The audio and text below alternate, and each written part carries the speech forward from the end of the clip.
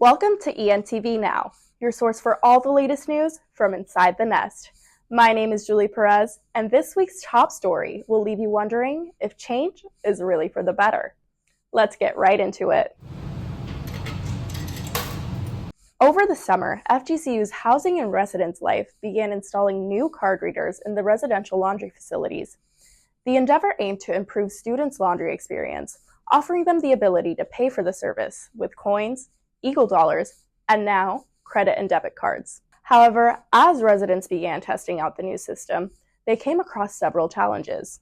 So it's definitely been a pain trying to wash the clothes, especially during the first few weeks. You had to go track down to different buildings to even try and do laundry.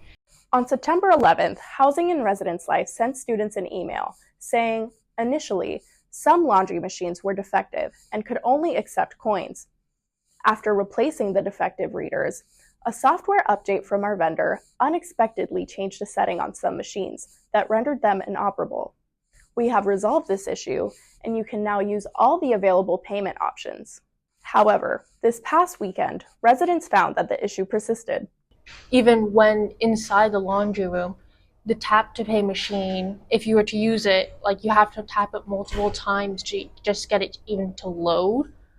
So it was definitely very annoying just trying to go walk around to each different room just to see if the washing machines or dryers even work. CSC Service Works technician Saul Sanchez gave some insight on what exactly is causing the issue, as well as how to navigate it. The ones with the error message so far have been the dryers, not the washers. And that's because we're having a problem with the dryer board. As long as the reader doesn't tell you error 34, the machine should work.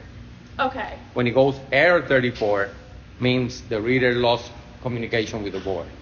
Okay. At that point, we need to reset them, and then it'll go back to normal. But that problem will be solved as soon as we get the parts. In the meantime, FGCU's Director of Maintenance Operations, Ron Dalton, said that the housing and residence staff is working tirelessly to mitigate the effects.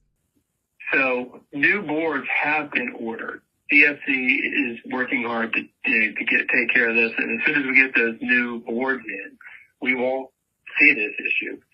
Mm-hmm. And so until we get the new ones in, we gotta work with this defect, and that's going to be our mission right now, is to, again, every morning make sure that we start the day with functioning washers and dryers, and on the weekends, Red Life will monitor the laundry rooms as well, just to make sure that we don't have this thing that we had over the weekend where it seems like, I'd say 75% of the dryers weren't working.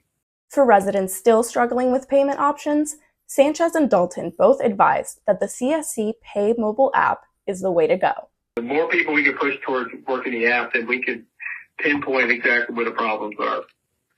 Speaking of changes around campus, President Asa Tamor met with the university vice presidents over the summer to create the annual report, which is currently available on the FGCU website.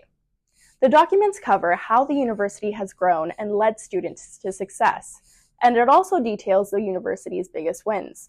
This includes record enrollment numbers, 7 ASUN championships, and the improvement of the first PhD program. She also highlighted FGCU's biggest achievement last year, finalizing the 2024-2029 strategic plan. In the State of the University address given at the fall kickoff celebration, President Tamor said, "Our strategic plan is called Innovating for Student Success, FGCU's Journey to Excellence. It gives us our direction for the next 5 years, helping us build on past successes and continue moving the needle." To find out more about what FGCU has planned for the next 5 years, check out the Eagle News article listed in the description. The men and women's basketball teams released their schedules last week.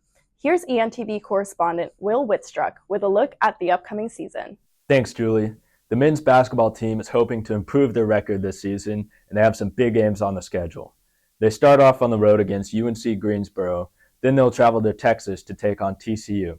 They'll be back home on November 13th playing St. Bonaventure for the home opener here at Alico Arena. Later in November, they play ASUN rival FAU in Boca Raton. For the biggest game of the season, FGCU will travel to Baton Rouge, Louisiana to take on LSU. Coming off an ASUN championship and NCAA tournament appearance, the FGCU women's basketball team will begin the season by traveling to North Carolina to play Davidson. On November 17th, they'll take on NJIT for the home opener.